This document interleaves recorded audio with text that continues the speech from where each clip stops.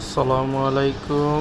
বিলাস খামারের পক্ষ থেকে সবাইকে জানাই আন্তরিক শুভেচ্ছা ও অভিনন্দন। আশা করি সবাই ভালো আছেন। আলহামদুলিল্লাহ আমি ভালো আছি। তো আজ আমার ব্রয়লার মুরগির বাচ্চার 7 দিন বয়স। তো সকালে আমি এখন একটু ওদের খাবারের পরিমাণ ধীরে ধীরে বাড়তে শুরু করেছে। তো দেখুন সকালে আমি ওদের খাবার নিয়ে যাচ্ছি আমার ঘর থেকে বের হয়ে এখন একদম ছাদে যেয়ে ওদের খাবার দেব। সারা রাত অনেক একদম ভোর 8:30টার দিকে। তো রাত্রে আমি বেশি করে খাবার দিই যাতে পুরো রাত খাবার ওরা খেয়ে শেষ করতে পারে। তারপরে দেখি কী অবস্থা, যে পর্দাগুলো এখনও দেওয়া আছে। রাত্রে একটু শীত ঠান্ডা, ছাদের উপর অনেক ঠান্ডা হয়, তো সেজন্য আমি 11টা-12টার দিকে আমি পর্দা সব ফেলে দিয়েছি,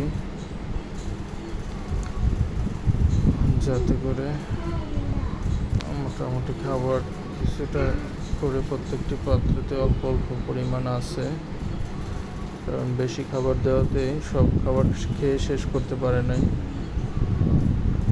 তো ইনশাল্লাহ আমার 120টি ব্রয়লার বাচ্চার ভিতর 120টি এখন পর্যন্ত সুস্থ আছে।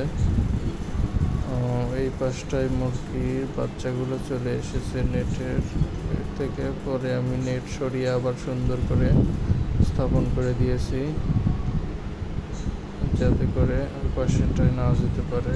তো আমি কি করেছি, আগের খাবারগুলি আমি মাটিতে ফেলে দিয়েছি আর নতুন খাবারগুলো আমি পাত্রেতেই দিয়ে দিছি, যাতে করে ওরা খাবারটা কিন্তু নষ্ট হবে না, ওরা মাটি থেকেই ঠুকরিয়ে ঠুকরিয়ে খাবে। আর পাত্রের খাবারটা ওরা যাই হোক পরে খাবে। কথায় আছে না যে গাধা ঘোলা করে পানি খায়, তো ওরা মাটিতে ভরা খাবারটাই খেতে বেশি মজা পায়, আর পাত্রের খাবারটা একটু পরেই খায়।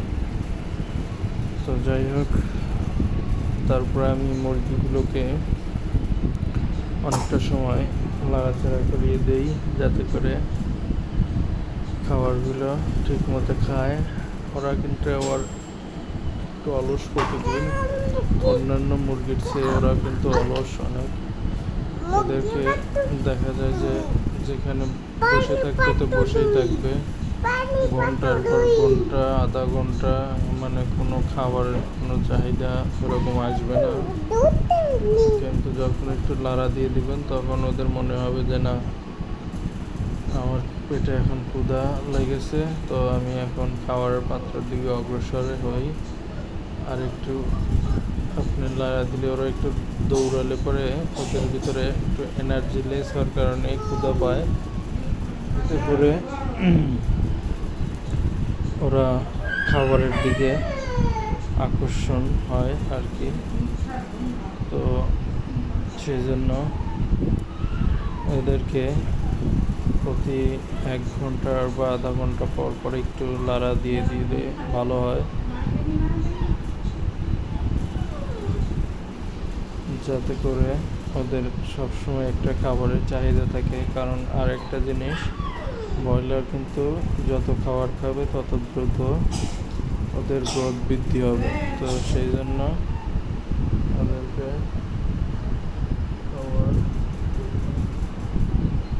খাবার সবসময় খাওয়ানোর চাহিদা করে দিবেন, এতে করে যাতে দ্রুত ওদের গ্রোথ আসে। তো আমি আজকে ওদের মেপেছি। তো আজকে ওদের ওজন এসেছে